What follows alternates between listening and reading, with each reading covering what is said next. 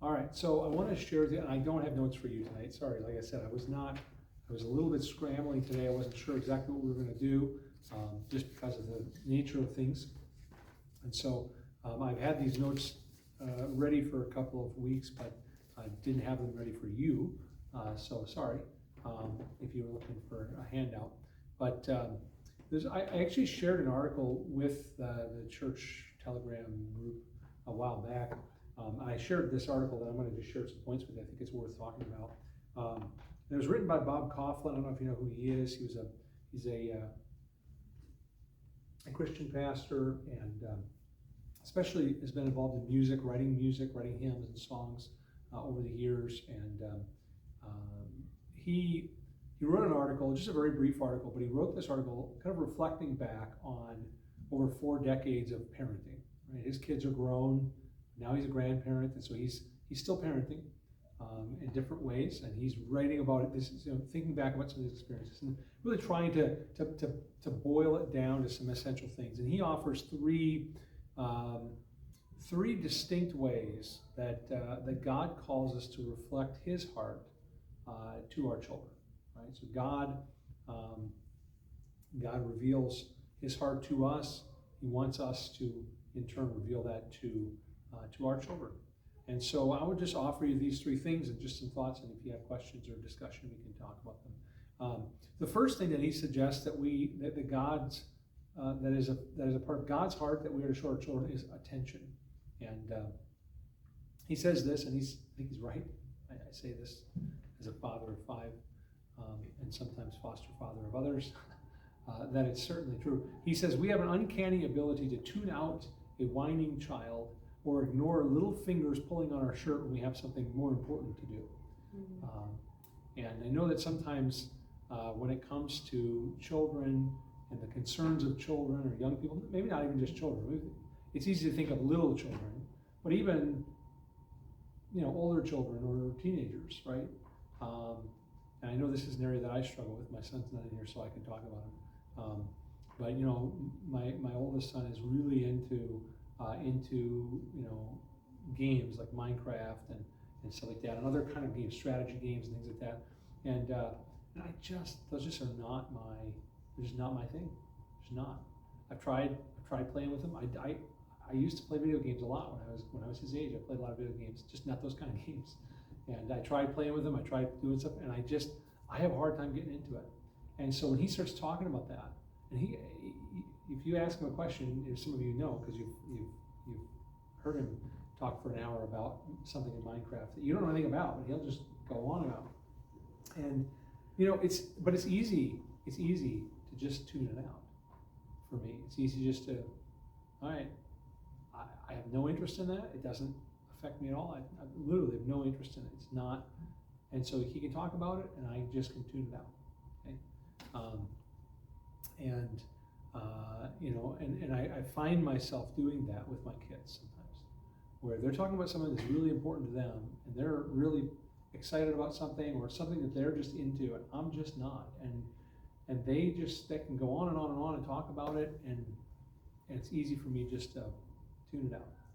Now, I'm not so good at tuning out the baby crying thing. Okay, that's something I don't know, some of you could be like, hey, I put the baby in the crib and I let them cry themselves to sleep. I have never been able to do that, not once. I can't do it, and it absolutely just drives me bonkers. I can't do it.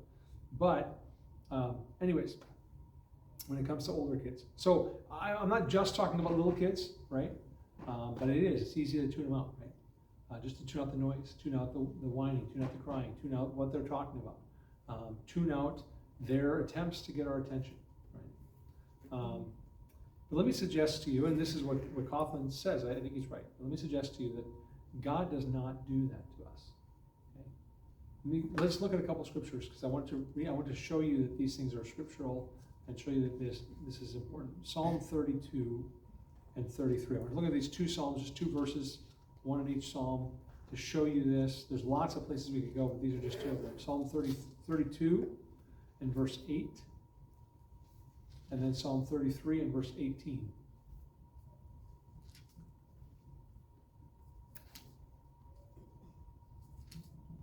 What was the first one? 32 what? 32:8. Oh, that was the first one? Yep. I can read it. You want to read it? Okay. I will instruct you and teach you in the way you should go. I will counsel you with my loving eye on you. With my eye on you, he says. This is God speaking, right? And by the way, if you look at this is one of my favorite images in the Psalms, is the next verse. It's a part of the same idea. He says, I'm going to guide you with my eye. And the next verse he says, don't be like the horse or the mule. Okay. Problem with the horse and the mule is you can't guide them with your eye. You have to put a bit in their mouth. You have to give them pain to force them to go the way you want them to go. And God is saying, I'm going to guide you with my eye. I'm going to look, and I'm going to watch you. I'm going to guide you, and I want you to follow me. Okay. But I think the emphasis here that we're looking at is that God's eye is on you, right? God's attention is given to you. That's a promise. This is something God is saying here. And of course, if the things that interest my 17-year-old, if I have a hard time finding value in those things because I go, well, that stuff isn't really that important. How hard must it be for God to find value in the things I care about, right? Because how much greater is God to me than I am to my 17-year-old, right? Mm-hmm. And yet, the Bible affirms, no, God is actually, he's watching. He's giving his attention to me. Okay? Let's look at the next Psalm, Psalm 33:18. Similar kind of thing here, okay? Psalm 33:18. Somebody want to read that? Okay. Behold, the eye of the Lord is on those who fear him, on those who hope in his mercy. And again, the next verse, to deliver their soul from death and keep them alive. So this is God's care, God's attention to our needs, right? His eye is on us. And again, these are just two places where this is stated. There's lots of other places where this idea is brought out. But I think it's absolutely biblical for us to say God gives us his attention. Right? And so we as parents or as teachers or as adults in children's lives, we have the opportunity to give children attention. And, sometimes that's a really powerful thing. And some kids, that's really just the thing they're after more than anything. And of course, there's all the examples of the kid who's really acting out and misbehaving, and what they really are just trying to do is get attention. And so they figured out that, well, if I misbehave, at least I get attention. It may not be positive attention, but it's attention. And sometimes we can short circuit that if we recognize that, and if we can give attention in a positive way. Because this is the way that we're acting like God. We're demonstrating the heart of God to our children, right, by giving them our attention. Now, that said, okay, can you always give your children your attention? And the answer is no, because I'm not God. Okay? God can do this. He can promise to always give his attention, to always have his eye on you. I always think of the movie Bruce Almighty. Yeah, Bruce Almighty. And it's kind of a silly movie, and I'm not necessarily advocating for it, but there's this, the main character, he gets to be God for a little while. At least that's the premise. And at one point, he's getting the prayers of people, and I think it comes through his email or something. And so all of a sudden, his email inbox is jammed full of prayers, and it's so full it can't accept any more messages. And he says, "Oh man, that's a lot of prayers." And God tells him, "Well, that's just the city of Buffalo where you live. That's only a small portion of it."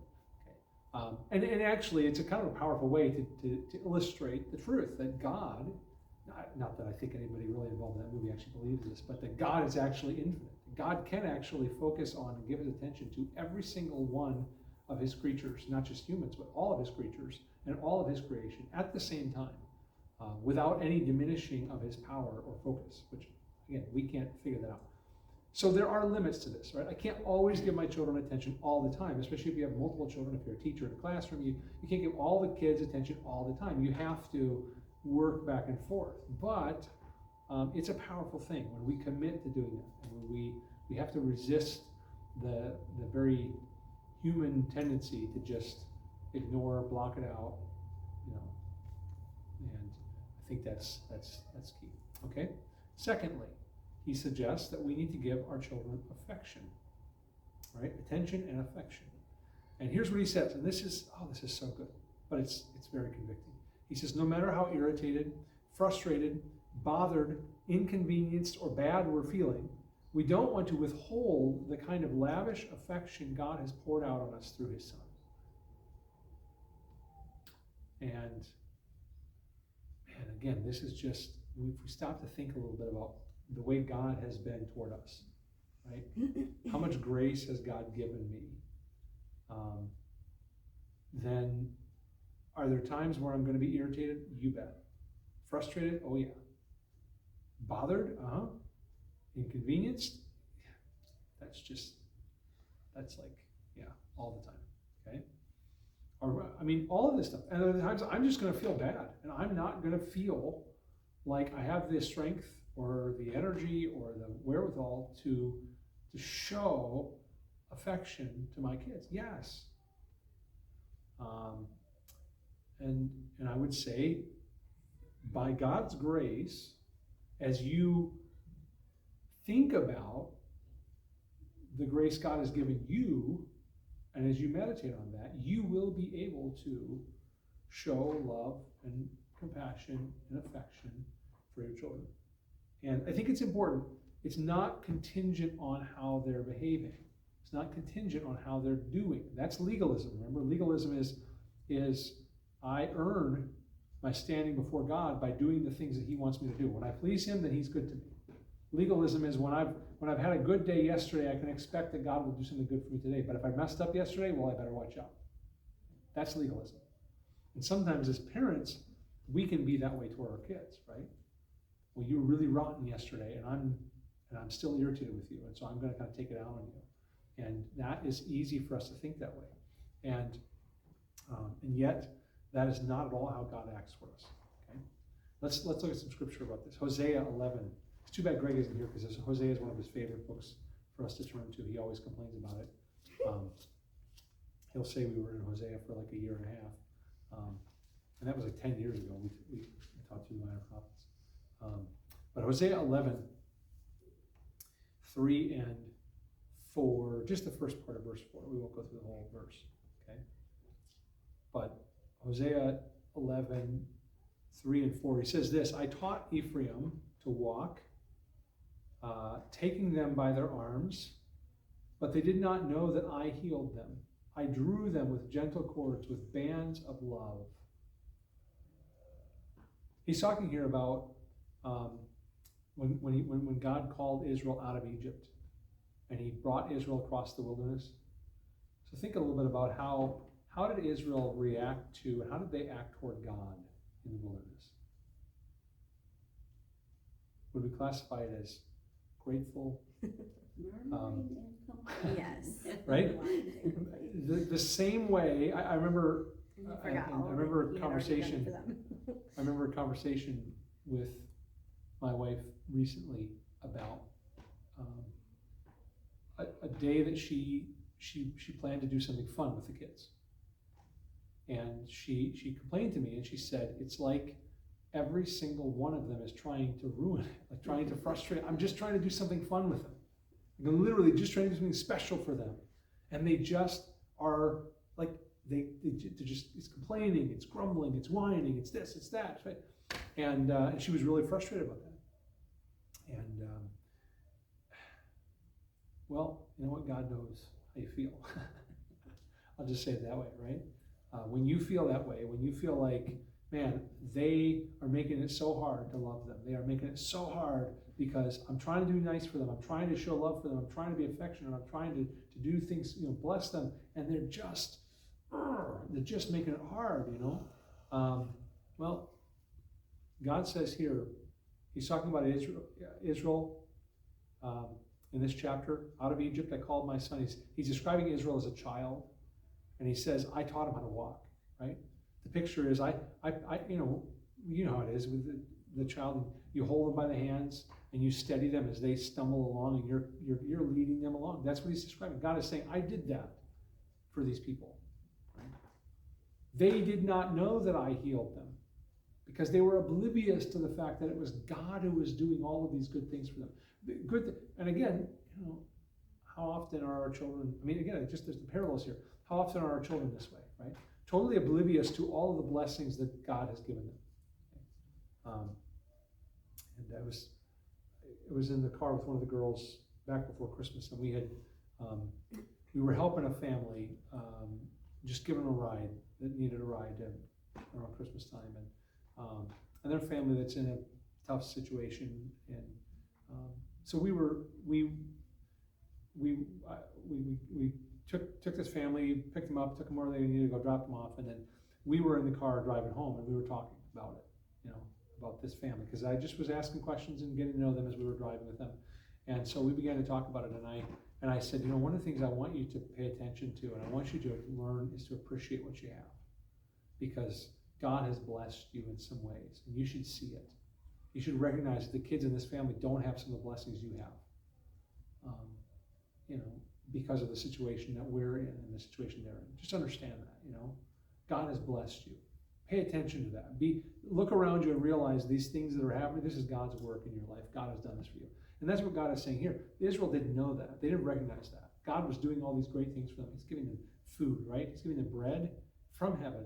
They never have to plant a crop. They never have to pull a weed. They never have to harvest it. All they got to do is get up every morning and go out and pick it up off the ground, because it's literally laying there for them, okay? And they don't even have to store it. Like think about it. It was a big problem for them because they all wanted to store it. They wanted to keep it, and then God didn't want them to do that. But what do? We go to great lengths to store it, right? I got freezers in my home that are stuffed full of food. We can stuff. We're trying to preserve it. We're trying to store it so it doesn't go bad. They didn't have to do that, because the next day there was going to be a batch available to them, right? Totally, God is providing for them. God gave water to them. How many times in this desert place, has God provided water for them, right?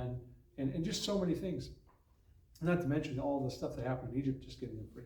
But the point here is that it's like they were like children, totally oblivious to the fact that God was doing this, right? The kids just think that food just shows up on the table. They don't realize that, mom is going to the store and picking it out and buying it and planning it and cooking it and doing this, because they're oblivious. They don't see that stuff, right? That's the problem. We don't see that it was God doing this. Right? But then in verse 4, he says, I drew them with gentle cords, with bands of love, right? All of God's actions toward the Israelites coming out of Egypt and across the wilderness were God demonstrating his love to them. And notice the key here is his love is that which draws them in. That's a key element here. We're going to come back to that. Okay? God's love is that which draws in. All right? Let's look at Psalm 103, verse 8. Here's another instance here of this teaching. God's great love, his affection for his people. Psalm 103, verse 8.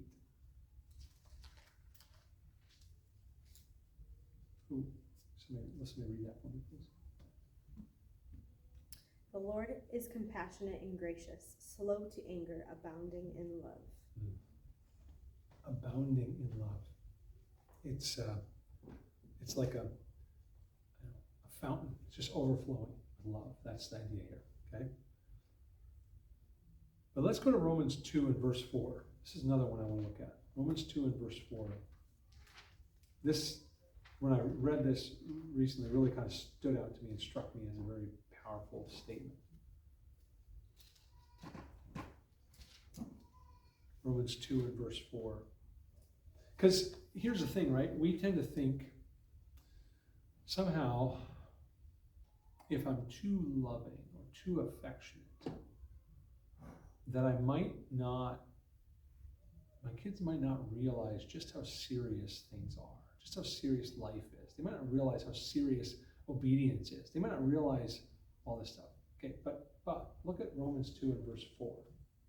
What does Paul say here? He says, do you despise the riches of his goodness, forbearance and long-suffering? Another way to translate that would be his goodness. There is kindness, his kindness or his love. Not knowing that the goodness or the kindness of God leads you to repentance.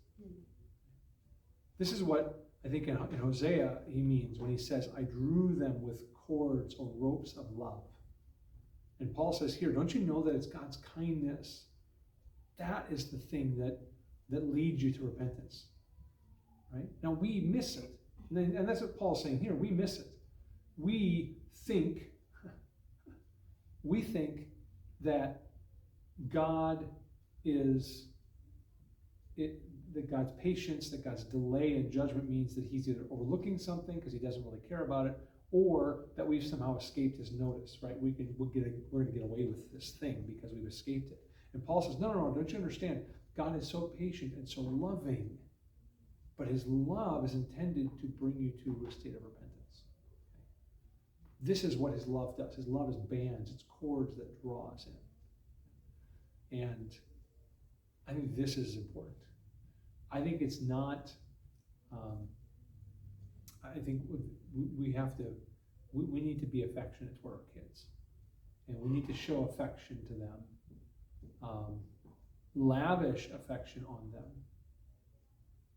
Not just, and we have to be careful with this. This is the thing. We can do this without really paying attention, without really noticing it. Not just when they're pleasing us, not just when they're easy to be affectionate toward, but all the time. We need to show them by our actions that it doesn't matter if you're performing right now or not, because my affection and my love for you doesn't change. Because that's what God does for us, right? Romans 5:8. While we were yet sinners, while we were still sinners, Christ died for us. He didn't wait for us to start doing what he wanted to then show love to us.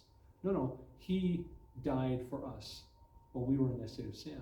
So it's really important for us to do that. And we have to be intentional with this because, again, if we're not careful, we can inadvertently teach our kids that, well, I will be affectionate to you when you do this. As long as you're doing this. But,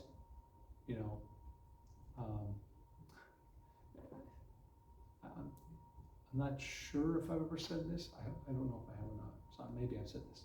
Something like, I love you, but I'm not really liking you right now. Okay. I understand the sentiment. I think we have to be really careful with that because we don't want to communicate to our kids that how I treat you is going to be affected by how you're acting right now. In the sense that I may not show love to you if you're not, responding to me right. Now, this does not in any way deny the fact that there are consequences for sin. There's consequences for sinful behavior, and those things have to be taught. Okay, but I think the abundance of our default position toward our children needs to be affection, lavish, freely given, unearned affection. Now, the third thing the Kaufman says, and we're almost out of time, so we won't be able to hit all of this. We'll just introduce it, and then next week we'll try to finish it. But the third thing is authority. And so he says this: authority is the third element of God's heart that we need to reflect to our children, that we need to give them. Now, again, this is where people get this really, really wrong. Some people essentially deny any role for authority in a relationship because they will see authority and affection as being at odds. And they'll say, well, if I'm going to be lavishly affectionate toward my children, then that in essence means that I don't exercise authority. That would be misplaced. Okay, that's not true. It's not the case. Okay, both affection and authority are necessary. Of course, some people go the other way, right? And there's no affection or very little affection, and there's huge amounts of authority, right? And again, that would also be wrong because now you're skewing this the other way. And so here's what Kaufman says: a parent's authority is never to be confused with demanding, bullying, manipulating, shaming, deriding, abusing, venting, belittling, crushing, domineering, or distancing. It's never to be harsh or cruel or rooted in selfishness or vengeance. Okay? That kind of authority drives our children away from God, not toward him. We'll just pause and say this here before I finish the quote. But just to say this, right? The fact of the matter is, we're sinful people. So we act toward our kids, and we will get these things wrong. We will get these things wrong as we do them, okay? But if you find yourself acting toward your kids, using your authority in a demanding, bullying, manipulating, shaming, deriding, abusive, venting, belittling, crushing, domineering, harsh, cruel, selfish, or vengeful way, then guess what? You need to repent of that. You need to ask the Lord for forgiveness. You need to ask your children for forgiveness. Okay? At the same time, the correction for that is not stop exercising authority. The correction is stop exercising authority in that sinful way. Right? Here's what Coughlin says: authority combined with affection and attention is crucial for our children. Right? This is why we started with attention and affection. We're showing our kids attention. We're lavishing affection on them, and we are exercising authority over them. These things all go together, right? And Coughlin says that this is authority combined with attention and affection is crucial for our children, especially in their early years. And I think that there's something really important to understand here. We've talked about this a little bit, that it's far easier to accomplish this, say, with a 2-year-old than it is with a 6-year-old, right? If you wait until your child is 10 before you start trying to exercise authority in their life or demonstrate affection to them, well, you've missed the most crucial times. Now, it's not to say that you start wherever you're at. Okay, we do what we can, but the reality is these things, especially early on, are very important. Right? It's really important to establish authority with your children when they're very, very young. Right? And it's actually easier to do it then because they're small, and physically you can dominate them. I don't mean that in a violent or abusive way. I'm saying physically you can actually physically pick them up and sit that little 1-year-old down and be like, no, you're not going to go there because I actually can do that. I can pick you up and move you. Try that when they're 16. It's a little bit harder. Okay, I can probably still do it, but I'm saying there's no guarantees. Okay, the point is it's easier when they're little, but it's also really important for them because that's when we establish these things. When we establish the understanding that I will give you attention. That was because I value you, because I love you, and I care about you. I will pour my affection on you, and it doesn't matter how you behave. I love you, and I'm going to be affectionate towards you, even when you're disobeying, even when you're not having the right attitude. And I am the authority, and I will expect you to obey. Right? And I will tell you what to do. And these things are important. Okay, they all go together, and they're really important things for us to do. I'm going to just stop there because we can get into it. There's kind of 3 elements that I think authority accomplishes in our children as we do. These are key things. But we'll talk about this next time because we don't have time and I don't want to rush through it. Okay? So any questions, comments, thoughts? It's good stuff. You're welcome to disagree if you want. It's good stuff. Yeah, no, I appreciate it too. And I think, like I said, I wanted to share it with you because I just thought this really encapsulates some really good thinking that I think is really helpful. I'm trying to avoid giving you like lists of things to do. I'm trying to really talk more about principles and how do we think about this stuff, because you have to then be able to take this and apply some of these things in your own context. What's it going to look like in your home? What's it going to look like in your classroom? What's it going to look like in your environment, wherever you're at? I can't necessarily tell you what that's going to be. You're going to have to make that application yourself, and I can't do that for you. So I think it's better to try to talk about these principles. But I